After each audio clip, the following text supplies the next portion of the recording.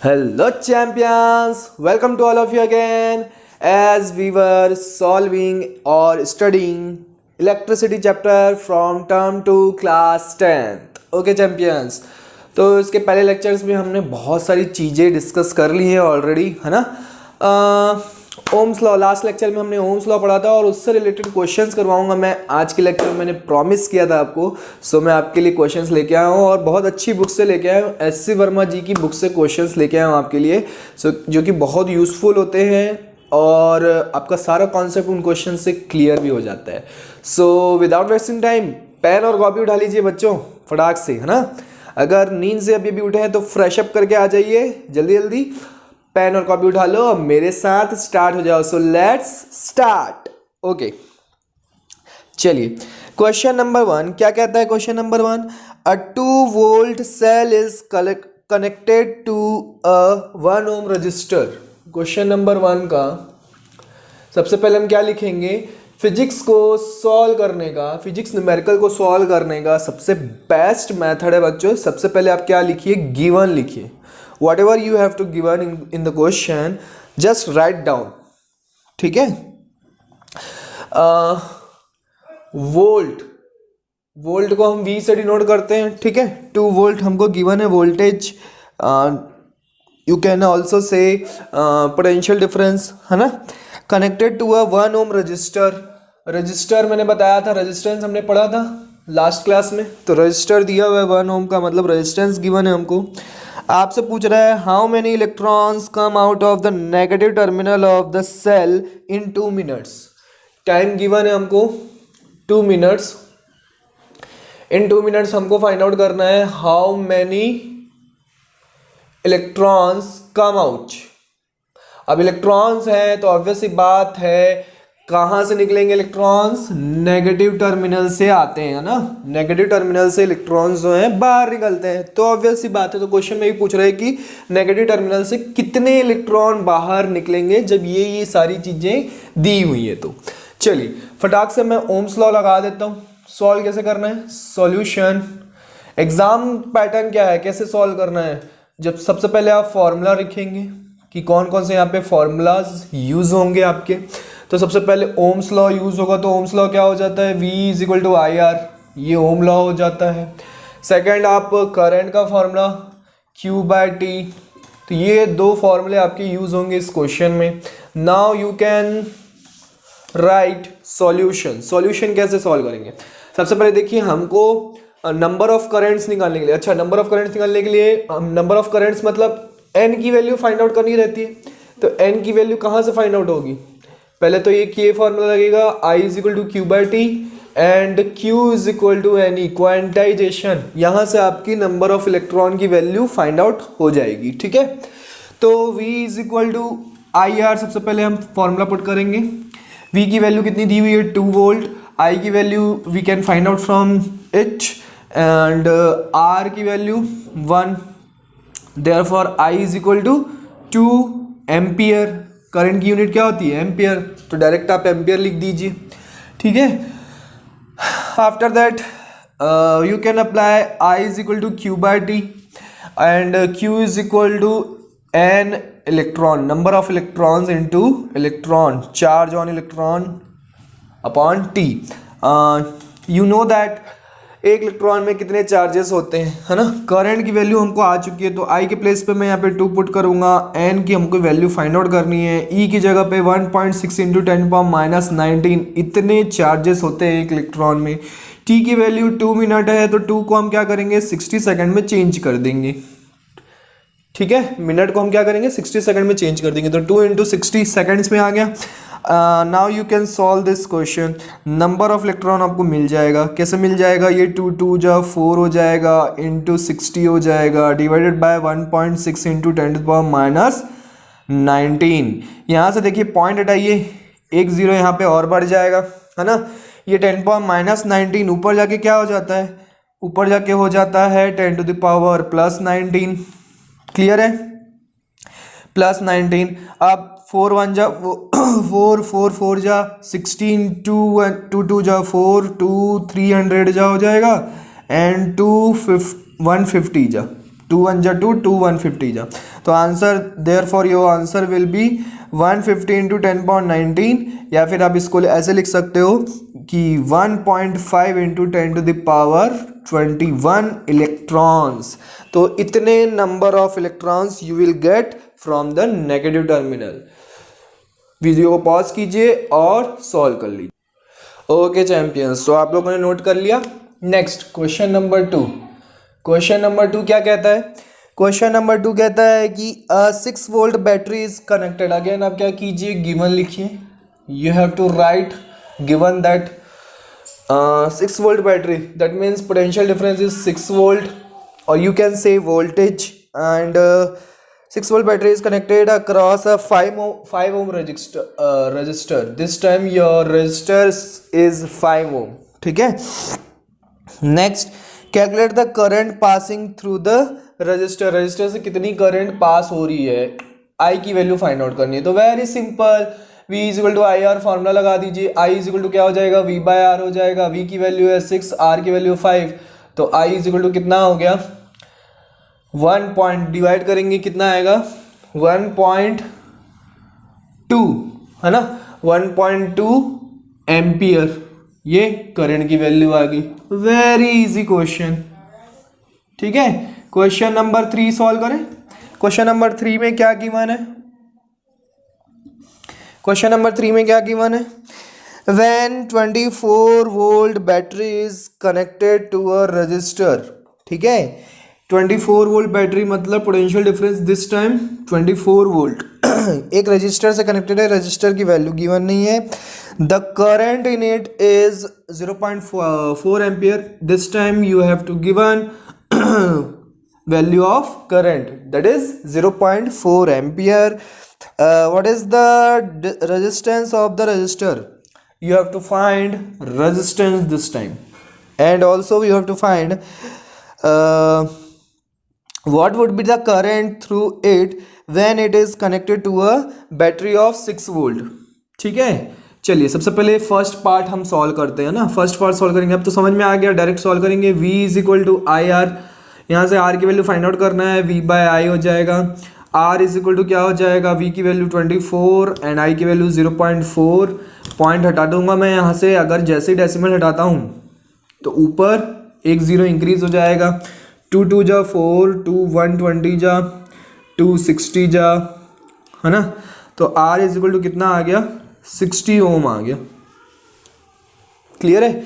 अब आपसे second question पूछ रहा है कि इसी रेजिस्टेंस को अगर आप किसके साथ कनेक्ट कर देते हो, एक अनदर पोटेंशियल डिफरेंस के साथ कनेक्ट कर देते हो, एक बैटरी जिसकी वोल्टेज कितना है 6 वोल्ट, किस रेजिस्टेंस को, इसी रेजिस्टेंस को 60 ओम को, तब इसमें से करंट कितनी फ्लो होगी। तो I इज इक्वल टू क्या हो जाएगा, V बाय आर फॉर्मूला फटाक से पुट कर दीजिए। V की वैल्यू 6, R की वैल्यू 60, 6 1 जा 6 और 6 10 जा 60, therefore I is equal to 0.1 ampere.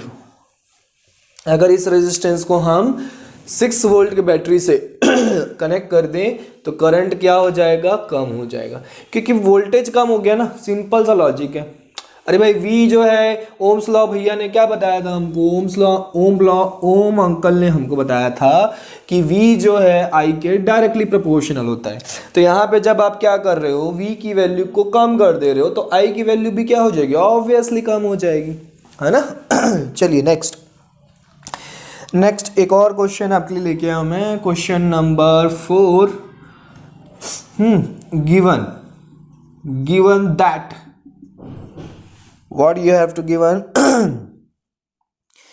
in an experiment the current flowing through a resistor। एक एक्सपेरिमेंट किया गया जिसमें से करंट फ्लो हो रही है किसी रजिस्टर में से, and the potential difference across it are measured. Potential difference को भी क्या किया गया, मेजर किया गया, जैसे ओम्स लॉ का आपको एक्सपेरिमेंट में बताया था।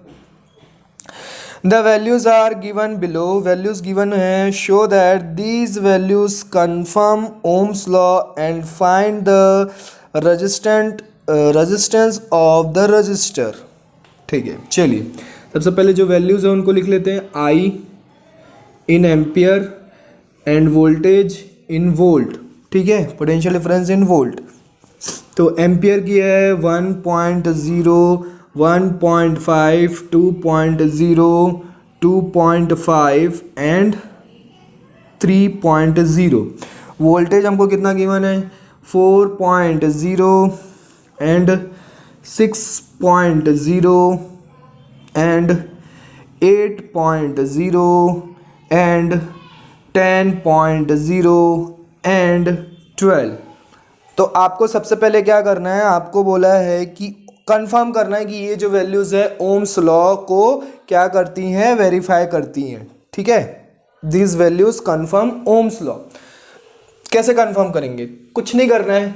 ओम्स लॉ क्या बोलता है, V by I is equal to constant, मतलब इसका जो रेशियो है वो हमेशा क्या होगा, कांस्टेंट होगा। तो फटाफट से रेशियो फाइंड आउट करते जाइए। चलिए V बाय आई, फर्स्ट का रेशियो फाइंड आउट करूंगा। फर्स्ट का रेशियो कितना आया, 4/1। ठीक है, सेकंड का रेशियो कितना आएगा, 6/1.5। इसको सॉल्व कीजिए, क्या हो जाएगा, पॉइंट को मैं हटाऊंगा, ऊपर 0 बढ़ जाएगा, 15 1 जा 15, 15 4 जा 60, अगेन 4/1। थर्ड को सॉल्व करके देखिए, 8/2 दैट इज 4/1। फोर्थ को सॉल्व करके देखिए, 10/2.5, 10/2.5 सॉल्व करके देखो, ये जो हो गया हमारा पॉइंट हटाया हमने, 100 हो गया। 25 1 जा 25 4 जा 4/1 अगेन। फिफ्थ को सॉल्व करके देखिए, फिफ्थ को सॉल्व करेंगे तो 12/3 दैट इज 4/1। तो देखिए इनका रेशियो जो है कांस्टेंट मिल रहा है हमको, 4/1 ही मिल रहा है। That means it confirms that is a Ohm's law, it follows Ohm's law. Clear है, तो ये कंफर्म हो गया हमको। अब रेजिस्टेंस फाइंड आउट करना है, तो रेजिस्टेंस फाइंड आउट करने का फॉर्मूला यही तो होता है, V बाय आई, और V बाय आई की वैल्यू क्या मिल रही है हमको, 4। तो 4 ओम इज योर आंसर। क्लियर है बच्चों, नोट डाउन कर लीजिए, अच्छे क्वेश्चंस थे। चलिए, तो आज हमने बहुत ही अच्छे क्वेश्चंस किए, है ना, HC वर्मा जी की बुक से। तो एक क्लैप तो बनता है उनके लिए कि कितने अच्छे क्वेश्चंस वो बनाते हैं और कितना अच्छा कॉन्सेप्ट क्लियर करते हैं। तो clap for him, very good. ठीक है, क्लैप करना बनता है ना, जब भी अच्छे क्वेश्चन होते हैं हमको क्लैपिंग करनी है। तो लास्ट लेक्चर में हमने पढ़ा था रेजिस्टेंस का फॉर्मूला, बताया था बच्चों आपको मैंने, क्या बताया था, resistance is equal to ρL by A, है ना। फैक्टर्स, डिपेंडेंसी बताई थी कि रेजिस्टेंस किस पे डिपेंड करता है, तो किस किस पे डिपेंड करता है। एक तो लेंथ के डायरेक्टली प्रोपोर्शनल होता है, एरिया के इनवर्सली प्रोपोर्शनल होता है, नेचर ऑफ मटेरियल के भी इनवर्सली प्रोपोर्शनल होता है, and fourth one is temperature के डायरेक्टली प्रोपोर्शनल होता है। ठीक है, यहाँ पे मैंने बताया था कि रो, व्हाट इज रो, रेजिस्टिविटी होती है। तो रेजिस्टिविटी का फॉर्मूला क्या होता है बच्चों, रेजिस्टिविटी का फॉर्मूला होता है RA/L। ठीक है, RA/L। ठीक है, तो यहाँ पे क्वेश्चन जनरेट होता है रेजिस्टिविटी, मैंने लास्ट क्लास में भी आपको एक शॉर्ट में बता दिया था, पर मैं आपको उसका रीजन बताऊंगा। ठीक है, रेजिस्टिविटी जो है किस पे डिपेंड करेगा, resistivity is inversely proportional to nature of material, and second is resistivity is directly proportional to what, temperature, है ना। इन दो चीज़ों पे, टेम्परेचर और नेचर ऑफ मटेरियल पे डिपेंड करता है। तो नेचर ऑफ मटेरियल जैसे जैसे अब अलग अलग मटेरियल यूज़ करेंगे, कॉपर यूज़ करेंगे तो रेजिस्टिविटी अलग हो जाएगी, बट शर्त ये है कि टेम्परेचर कांस्टेंट होना चाहिए। अगर टेम्परेचर वेरी करता है तो मैंने बताया था कि वो भी क्या करेगा, वैल्यू भी वेरी करेगी रेजिस्टिविटी की। बट फॉर्मूला ये कहता है कि रो जो है RA/L, एरिया और लेंथ भी उसके फॉर्मूले में है, फिर भी एरिया और लेंथ पे ये डिपेंड नहीं करता। हाउ, ये क्वेश्चन जनरेट आपके दिमाग में लास्ट लेक्चर में क्वेश्चन आया होगा, है ना। चलिए देखते हैं। तो यहाँ पे देखिए, बेसिकली अब जब हायर क्लासेस में जाएंगे ना बच्चों, 12th क्लास में जब आप पहुंचेंगे तब R का फॉर्मूला, रेजिस्टेंस का एक्चुअल फॉर्मूला आप पढ़ेंगे। ठीक है, तो रेजिस्टेंस का फॉर्मूला होता है mL/ne² τA। ठीक है, ne² τA, where m is the mass of electron or charges, L is the length of material या wire, n is the nature of material, E is the charge on electron। ठीक है, tau मैं बताया था relaxation time, and A is the area। तो R के place पे ये हमने पुट किया। ठीक है। और इधर साइड में है ही हमारे पास a बाय एल, तो यहाँ से देखिए ये एल एल क्या हो जाता है, ए क्या हो जाता है, कैंसिल आउट हो जाता है, और एल एल भी क्या हो जाता है, कैंसिल आउट हो जाता है। That's why it doesn't depend upon area and length. अब इस इनके फॉर्मूले में देखिए, रेजिस्टिविटी भैया के फॉर्मूले में sorry my mistake, extremely sorry बच्चों, हाँ डस्ट है ना थोड़ी सी, तो m upon n e square tau, where E is the charge on electron that is fixed 1.6 into 10 power minus 19 coulomb, that means it is constant, and m is the mass of electron that is also constant। तो क्या हो जाएगा, resistivity जो है n और tau के क्या हो जाएगी, डिपेंड करेगी, ठीक है, सिर्फ इन्हीं दोनों पे डिपेंड करेगी। रिलैक्सेशन, तो रिलैक्सेशन टाइम के भी इन्वर्सली प्रोपोर्शनल दिख रहा है हमको। तो मैंने बताया था रिलैक्सेशन टाइम जो है टेम्परेचर बढ़ाने से क्या होता जाता है, कम होता जाता है। तो इसका मतलब क्या होता है, रो जो है इन्वर्सली प्रोपोर्शनल है रिलैक्सेशन टाइम के, और रिलैक्सेशन टाइम जो है टेम्परेचर के इन्वर्सली प्रोपोर्शनल है। That's why resistivity is directly proportional to temperature. तो यहाँ तक कहानी समझ में आई कि क्यों वो एरिया और लेंथ पे डिपेंड नहीं करता, कि क्वेश्चन पूछा जाता है बच्चों की रेजिस्टिविटी जो है किन किन फैक्टर्स पे डिपेंड कर दिए। तो सब बच्चे ये फार्मूला रट के लेके जाते हैं और यहाँ से लिख देते हैं कि भैया एरिया और लेंथ पे 4 ऑप्शन दे देगा, उसमें एरिया लेंथ ऐसे करके गिवन रहेगा, उसमें टिक करके आ जाते हैं बच्चे, है ना। तो ध्यान देना कि सिर्फ और सिर्फ nature of material and temperature पे डिपेंड करेगी रेजिस्टिविटी। अब यूनिट की बात आती है कि रेजिस्टिविटी की यूनिट होती क्या है बेसिकली। तो यूनिट देखेंगे तो फॉर्मूला क्या है, आर ए बाय एल। अब मुझे बताइए रेजिस्टेंस की यूनिट क्या होती है, ओम, है ना। इसकी एरिया की यूनिट क्या होगी, मीटर स्क्वायर, अगर मीटर में हम लेते हैं तो, और लेंथ की यूनिट क्या होगी, metre. Therefore metre and metre will be cancel out, therefore you will get ohm metre. तो unit of resistivity is ohm metre, ठीक है। तो इसको आपको याद रखना है। अब इससे रिलेटेड भी हम कुछ क्वेश्चंस कर लेते हैं, ठीक है। लेके आया हूं मैं आपके लिए questions, don't worry, give me 2 minutes only.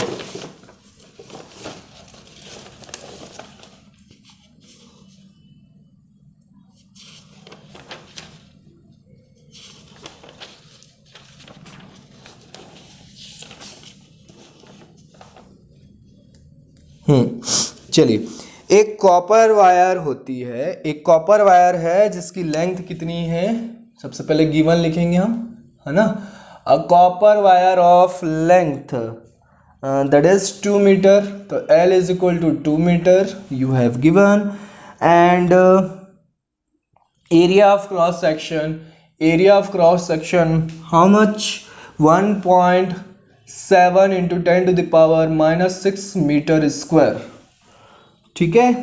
Has a resistance of, resistance की वैल्यू दी हुई है, कितनी दी हुई है, 2 into 10 to the power -2 ohm. Resistance की यूनिट तो ओम होती है ना। आपसे पूछ रहा है calculate the resistivity of copper, copper की रेजिस्टिविटी आपको फाइंड आउट करनी है कि कितनी होती है। तो फॉर्मूला आपको पता होना चाहिए कि रो इज इक्वल टू, आपको एक ही फॉर्मूला रटना है बच्चों, दो फॉर्मूले नहीं रटने।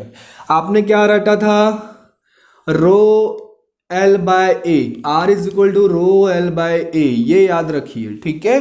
कुछ भी पूछता है आप ट्रांसपोजिंग करके फॉर्मूला जनरेट कर सकते हैं। एक फॉर्मूला याद रखिए, 10 फॉर्मूला याद रखने से अच्छा है एक ही फॉर्मूला। अब कुछ नहीं करना है, आर की जगह पे आर की वैल्यू पुट करनी है, रो के प्लेस पे रो ही रहेगा क्योंकि वो तो फाइंड आउट करना है, एल की जगह पे एल की वैल्यू पुट करनी है, और एरिया के प्लेस पे एरिया की वैल्यू, है ना। इसको ट्रांसपोज कर दीजिए तो रो इज इक्वल टू क्या मिल जाएगा, 2 into 10 to the power -2 into 1.7 into 10 to the power -6 divided by 2, तो 2 will be cancel out, rho is equal to 1.7 10 to power -2 10 power -6 how much, 10 to power -8, unit क्या हो जाएगी, ohm metre. This is your resistivity of copper, Cu, this is your resistivity of copper, 1.7 into 10 power -8 ohm meter. If you want you can learn this value, okay. वैसे आपकी books में आपको पूरे एक chart बना हुआ है बच्चों, एक टेबल बनी हुई है, उसमें सारे मटेरियल्स की अलग अलग वैल्यूज लिखी हुई रेजिस्टिविटी की। If you want to learn you can learn, no issue, ठीक है, ओके। अदरवाइज आपको क्वेश्चन में गिवन रहेगी रेजिस्टिविटी, अगर उस क्वेश्चन में ज़रूरत होगी तो, नहीं तो आप लर्न करना चाहे तो लर्न भी कर सकते हैं। चलिए, तो इससे कुछ बेसिक्स अच्छे अच्छे क्वेश्चन करते हैं अब हम रेजिस्टिविटी से रिलेटेड। जैसे कि आपको क्वेश्चन गिवन है, the electrical resistivities of 3 materials P Q and R given below, ठीक है। तो सबसे पहले मैं यहाँ पे सॉल्व कर लेते हैं। पी की रेजिस्टिविटी आपको गिवन है कितनी 2.3 into 10 to the power 3 ohm metre. Q की रेजिस्टिविटी कितनी गिवन है 2.63 into 10 to the power -8 ohm metre. And R की रेजिस्टिविटी आपको गिवन है 1.0 into 10 to the power 15 ohm metre. How much? 10 to the power 15 ohm metre. अब आपसे question क्या पूछ रहा है, which material will you use for making electric wires. 3 question पूछ रहा है आपसे, 3 क्वेश्चन यहाँ से पूछ रहा है कि विच मटेरियल, इन तीनों में से कौन। अब ऑब्वियस सी बात है रेजिस्टिविटी अलग अलग है तो ये तीनों मटेरियल अलग अलग है। तो आपसे फर्स्ट नंबर क्वेश्चन पूछ रहा है which material will you use for making, first क्या मेकिंग करने के लिए, इलेक्ट्रिक वायर के लिए। इलेक्ट्रिक वायर के लिए आप कौन सा मटेरियल यूज करेंगे, जिसकी रेजिस्टिविटी सबसे ज्यादा होगी उसको यूज करेंगे कि जिसकी रेजिस्टिविटी सबसे कम होगी उसको यूज करेंगे। चलिए बताइए, नोट डाउन, दिमाग लगाइए। चलिए किसको सॉल्व करेंगे। और सेकंड क्वेश्चन पूछ रहा है handle for soldering iron, handle for soldering iron,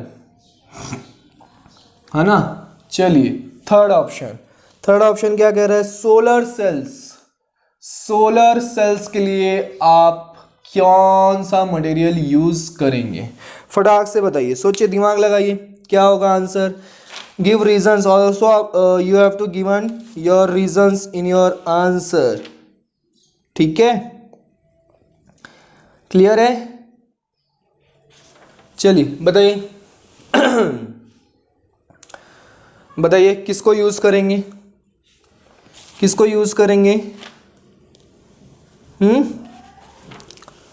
आया समझ में, नहीं आया।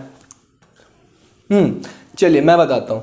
इलेक्ट्रिक वायर किसको यूज, अरे अगर इलेक्ट्रिक वायर में काम क्या है, हमको करंट फ्लो करवानी है, इलेक्ट्रिक करंट क्या करनी है, फ्लो करवानी है। तो इलेक्ट्रिक करंट फ्लो करवाने के लिए रेजिस्टेंस जो है वो कम होना चाहिए कि ज़्यादा होना चाहिए। ऑब्वियस सी बात है कम होना चाहिए। रेजिस्टेंस कम होगा मतलब रेजिस्टिविटी कम होनी चाहिए। तो इन तीनों में से बताइए रेजिस्टिविटी किसकी कम है। 10, अच्छा इनको देखने की जरूरत नहीं है, आप इनको चेक कर लीजिए। अगर ये अलग अलग है तो 10 टू द पावर अगर अलग अलग है तो आप इसको चेक करके बता सकते हैं, इस वैल्यू को देखने की जरूरत नहीं है। 10 to the power 3, 10 to the power -8 and 10 to the power 15 सबसे लो कौन सा हो गया, 10 टू द पावर -8 हो गया सबसे कम, है ना। दैट मीन्स इलेक्ट्रिक वायर जो है के लिए हम किस टाइप का मटेरियल यूज करेंगे, जिसकी रेजिस्टिविटी बहुत ही लो होगी। तो किसकी है इन तीनों में से, क्यू की सबसे लो है, इसलिए क्यू हम यूज करेंगे, ठीक है। क्यू वाला मटेरियल, कौन सा मटेरियल हमको पता नहीं है, ठीक है। Next, handle for soldering iron आपने देखा होगा। सोल्डरिंग आयरन सोल्डरिंग करते हैं। देखो इलेक्ट्रिशियन जो होते हैं जैसे आप क्या करते हैं, टेप वगैरह, सेलो टेप नहीं बोल रहा हूँ बच्चों, कैसे बताऊँ, जैसे टीवी वगैरह आपकी ख़राब हो जाती है ना, या रिमोट वगैरह ख़राब हो जाता है, तो उसका जो सर्किट जो होता है, मदरबोर्ड जिसको हम बोलते हैं, सर्किट बोर्ड जो होता है, उसमें जैसे कंप्यूटर वगैरह आपके कभी ख़राब हो जाते हैं, सीपीयू वगैरह, है ना। तो आप जब रिपेयर करवाने जाते हैं ना, तो उनका जो मदरबोर्ड होता है, मतलब सर्किट जो बोर्ड होता है, उसमें देखा होगा आपने हर एक पॉइंट पे सोल्डरिंग की होती है, ठीक है। देखा होगा आपने एक रॉड यूज़ करते हैं और हीट दे के पूरा उसको क्या करते हैं, गरम उसमें लगाते हैं और वो धुआं निकलता है, देखा होगा, दैट इज़ कॉल्ड सोल्डरिंग, ठीक है, दैट इज कॉल्ड सोल्डरिंग। तो सोल्डरिंग करने के लिए अब इतना गर्म है, इतना मतलब उसको यूज कर रहे हैं, अगर उसका हैंडल हैंडल हम कैसा बनाएंगे, जब जैसे कि उसकी हमको करंट ना लगे, ऐसा हम उसका हैंडल बनाएंगे ताकि हम उसको पकड़ सके और हमको करंट ना लगे। तो करंट कब नहीं लगेगी, जब इंसुलेटर होगा। जब ऑब्जेक्ट कैसा होगा, हैंडल जो होगा वो इंसुलेटर होगा। और इंसुलेटर मतलब करंट बिल्कुल फ्लो नहीं होनी चाहिए। और करंट बिल्कुल कब नहीं फ्लो होगी, जब रेजिस्टेंस बहुत ज़्यादा हाई होगा। और रेजिस्टेंस हाई होगा मतलब रेजिस्टिविटी हाई होगी, है ना। तो सोल्डरिंग आयरन का हैंडल बनाने के लिए ऐसा मटेरियल यूज़ करना है जिसकी रेजिस्टिविटी सबसे ज़्यादा हो। तो 10⁻³ 10⁻⁻8 और 10⁻15 सबसे ज़्यादा किसकी है, 10⁻15। मतलब यहाँ पे हम कौन सा मटेरियल यूज़ करेंगे, आर मटेरियल यूज़ करेंगे। रीज़न समझ में आ रहा है बच्चों। सोलर सेल्स, सोलर सेल्स के लिए हम क्या करते हैं, सोलर सेल्स बनाने के लिए हमको सेमीकंडक्टर की ज़रूरत पड़ती है, ठीक है। ऐसा कंडक्टर जो कि थोड़ा सा वो फ्लो कर दे और थोड़ा सा रोक के रखे करंट को, ठीक है। तो सेमीकंडक्टर्स की जरूरत होती है। तो सेमीकंडक्टर्स, इन तीनों में से सेमीकंडक्टर्स, देखो क्यू जो था वो क्या था, फुल्ली कंडक्टर था, गुड कंडक्टर था, ठीक है। और आर जो था वो क्या था, इंसुलेटर हो गया था। तो इन दोनों के बीच में ये आ रहा है 10⁻³ मतलब ये क्या बन गया, सेमीकंडक्टर बन गया। That means we will use material of type P, ठीक है। समझ में आया, अच्छा क्वेश्चन था, अच्छा क्वेश्चन था। तो फटाक से क्लैप कर दो बच्चों। क्लैपिंग ऐसे देखो, ऐसे जब भी क्लैपिंग करते हैं ना तो ऐसे क्लैपिंग किया करो, इससे एक्यूप्रेशर भी होता है आपका। तो क्लैपिंग के बहाने आपका एक्यूप्रेशर भी हो जाता है, ठीक है, जो कि बहुत ही हेल्पफुल होता है आपके बॉडी के लिए, आपके माइंड के लिए, everything. Clap for this question, ठीक है। Next question, next question solve करते हैं। नेक्स्ट क्वेश्चन क्या कहता है, अगेन आपको इलेक्ट्रिकल रेजिस्टिविटीज ऑफ 4 मटेरियल्स की आपको रेजिस्टिविटी गिवन है। ए की गिवन है आपको 110 into 10⁻⁻8 ohm metre, 110 into 10⁻⁻8 ohm metre. And B की गिवन है आपको 1.0 into 10⁻10 ohm metre, 10 ohm metre. C की गिवन है आपको 10.0 इंटू 10⁻8 ओम मीटर। अच्छा, यहाँ पे जब मैंने यूनिट बताई थी रेजिस्टिविटी की, तो यहाँ पे देखिए ये लगाया है ohm dash, this is dash not minus. कई बच्चे इसको माइनस समझ लेते हैं कि ओम माइनस मीटर लिखा हुआ है। नहीं बच्चों, दो यूनिट को जब हम क्या करते हैं एक साथ लिखते हैं ना, ये दोनों अलग अलग यूनिट है ना, जब इनको एक साथ लिखते हैं तो if you want you can apply between them dash, otherwise you can write this, ठीक है। तो आप ऐसा लिखना चाहे तो ऐसे ही लिख लो। अगर ये आपको डाउटफुल होता है कि माइनस आ जा रहा है दिमाग में, तो आप इसको हटा दो, ohm metre you can write like this, okay. तो ये कन्फ्यूज़न ना हो इसलिए मैंने आपको बता दिया। कई बच्चों को ये कन्फ्यूजिंग होता है, कन्फ्यूज़न बहुत होता है। 2.3 into 10⁻3 2.3 into 10⁻3 Om metre,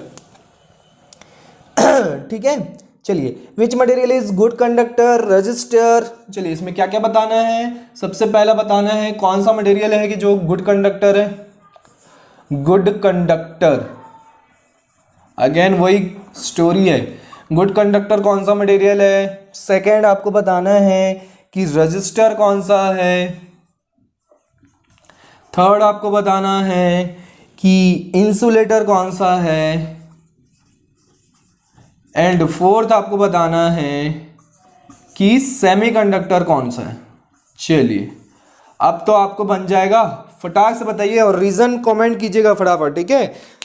I want comments. बच्चों आप लोग कमेंट्स करने में बहुत ही वीक हो, स्लो। कमेंट किया करो फटाफट आंसर्स कि क्यों होगा गुड कंडक्टर, क्यों होगा, रीजन बताइए। इनमें से चारों में से मटेरियल बताना है कि कौन सा गुड कंडक्टर होगा, कौन सा रजिस्टर होगा, कौन सा इंसुलेटर होगा, कौन सा सेमीकंडक्टर होगा। फटाक से बताइए। अभी क्वेश्चन करवा चुका हूं मैं, सेम लॉजिक लगाना है, ठीक है। चलिए कौन सा होगा, तो चलिए देखते हैं।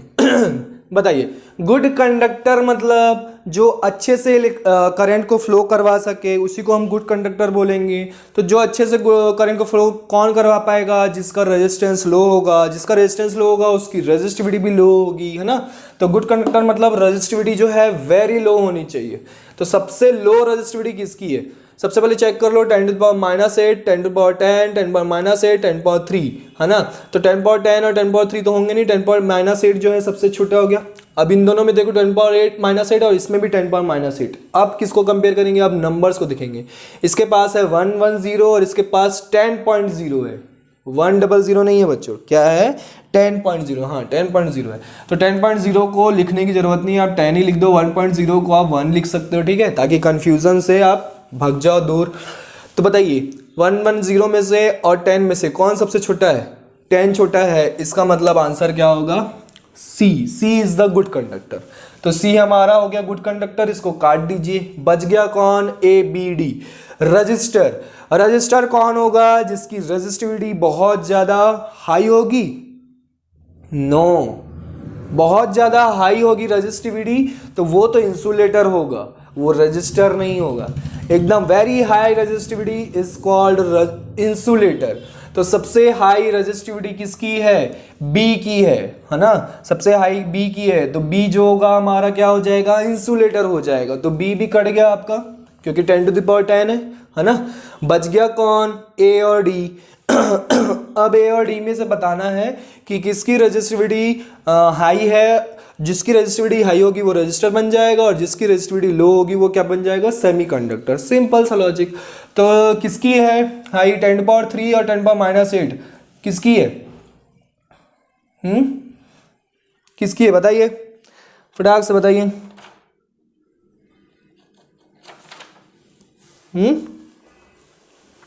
कौन होगा सेमीकंडक्टर, कौन होगा, इसका हाई है, डी का हाई है ना। तो डी का हाई है तो वो क्या रजिस्टर बन जाएगा। अच्छा एक बात बताइए, क्या रजिस्टर में से करंट फ्लो नहीं होती है, बिल्कुल होती है बच्चों, है ना। रेजिस्टेंस हम इसलिए अप्लाई करते हैं ताकि करंट को स्पीड स्लो कर सके, ना कि करंट को रोक सके। तो सेमीकंडक्टर में आपको करंट रोकना भी और करंट फ्लो भी करवाना है, करंट रोकने का काम भी करना है सेमीकंडक्टर में। तो सेमीकंडक्टर के लिए रेजिस्टिविटी हाई होनी चाहिए, समझ में आया। तो इन दोनों में से हाई किसकी होगी, डी की होगी। तो इसका मतलब सेमीकंडक्टर जो है डी है और रजिस्टर जो है वो क्या है, ए है, क्योंकि इसको करंट आगे जाने देना है, इसलिए रेजिस्टेंस जो है लो होना चाहिए रजिस्टर के लिए। समझ में आया। एक लास्ट क्वेश्चन इसी टाइप का कर लेते हैं, जो कि आपको बहुत ही कॉन्सेप्ट अच्छे से क्लियर हो जाएगा रेजिस्टिविटी का। अगेन आपको रेजिस्टिविटी गिवन है, किसकी गिवन है, ए की गिवन है, कितनी है 5.20 into 10 power minus 5.20 into 10 to the power -8 ohm metre. B की गिवन है आपको 110 into 10 to the power -8 ohm metre, 110 into 10 power -8 ohm metre. C की गिवन है हमको 2.60 इंटू 10 टू द पावर -8। इस बार सब -8 में है। अच्छा क्वेश्चन है ये, तो गुड क्वेश्चन था। इसके पहले वाला भी गुड क्वेश्चन था, आप लोगों ने क्लैप नहीं किया, ओहो कैसे भूल गए हम। क्लैपिंग विद एक्यूप्रेशर, ठीक है। डी जो है वो 10.0 into 10 to the power -8 ohm metre, and E is the 1.70 into 10 to the power -6 ohm metre, ठीक है, क्लियर है।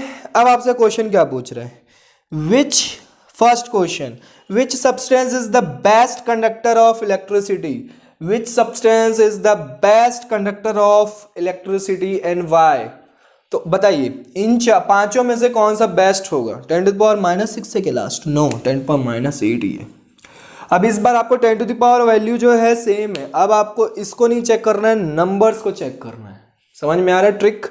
तो बताइए सबसे अच्छा बेस्ट कंडक्टर होने के लिए रेजिस्टिविटी वेरी वेरी वेरी लो होनी चाहिए, बेस्ट कंडक्टर तभी तो होगा। तो सबसे कम रेजिस्टिविटी किसकी दिख रही है, देखो 1.7 है, 10 है, ये 110 तो सबसे ज़्यादा हो गया, उसके बाद 10 हो गया, उसके बाद 5.2 हो गया, देन 2.6 हो गया, देन 1.7। तो सबसे लो किसकी है, 1.7 की है। तो इसलिए फर्स्ट का आंसर क्या हो गया, E is the best conductor of electricity, क्योंकि इसकी रेजिस्टिविटी क्या है, very very low, lesser electrical resistivity. तो इसको हम कट कर दें, अब इसका यूज नहीं होगा शायद, है ना। Which one is a better conductor, A और सी, वाई।